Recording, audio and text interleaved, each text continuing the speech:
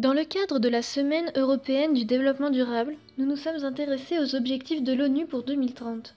Parmi les 17 objectifs, on retrouve l'égalité des genres. Souvent peu abordé car cela semble moins pressant que la faim ou la maladie, mais les droits individuels sont essentiels. Et le développement durable, c'est ça aussi. Nous nous sommes ainsi questionnés sur le monde du travail et particulièrement sur la place des femmes dans la direction et les postes à responsabilité. Dans quel domaine les femmes ont-elles le plus de postes à responsabilité? Tout. Au secteur administratif. Je pense dans le secteur tertiaire. Humanitaire. Je pense la justice, le management, le marketing. Les femmes sont les moins représentées dans les secteurs qui sont très masculins d'origine. Ainsi, elles sont trop peu nombreuses à occuper des postes à haute responsabilité dans les domaines de l'informatique, l'industrie, le bâtiment ou les transports. Elles sont en effet moins de 20% à avoir des responsabilités dans ces domaines. Au contraire, elles occupent des postes d'importance majeure dans la politique et dans les domaines de la santé. Dans quel pays sont-elles le mieux représentées? Je sais pas. Peut-être les pays nordiques.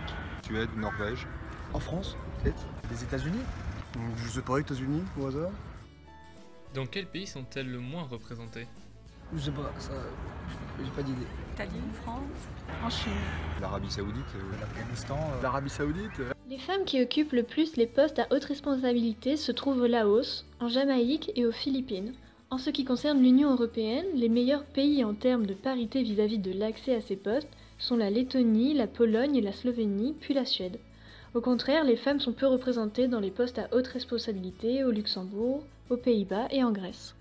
Dans le monde agricole, quelle est la part de femmes à la tête d'exploitation? Je sais pas, 2% à peine.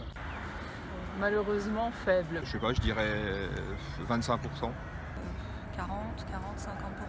Je dirais 15%. Une estimation selon moi, je dirais entre 10 et 20%. Je sais pas, 5%, 10%. Depuis l'an 2000, les femmes représentent 24% des chefs d'exploitation en France, contre seulement 8% dans les années 70. Dans les grands organismes du monde agricole, le pourcentage de femmes en conseil d'administration varie fortement. La faible proportion des femmes dans les postes de direction peut être expliquée par l'ancrage de stéréotypes.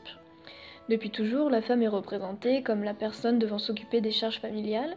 Elles subissent aussi une discrimination lors du recrutement, ce qui les mène à une autocensure dans certains cas. Et un autre stéréotype concerne les métiers dits virils. Cependant, avec la mécanisation, les femmes tendent à s'imposer dans ces métiers.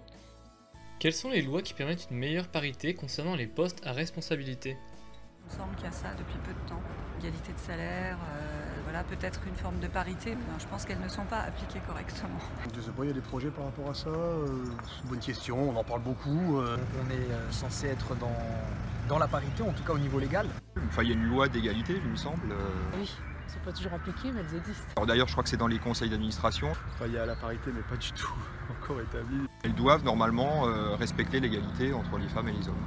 En effet, plusieurs lois sont déjà rentrées en vigueur en France. La loi du 6 juin 2000, la première loi dite de parité qui contraint les partis politiques à respecter un nombre égal de femmes et d'hommes lors des scrutins de liste. La loi Copé-Zimmermann du 27 janvier 2011. La loi du 4 août 2014. L'adoption de ces lois a permis une augmentation du taux de féminisation dans les conseils d'administration des entreprises françaises, notamment une augmentation de 16% en 5 ans.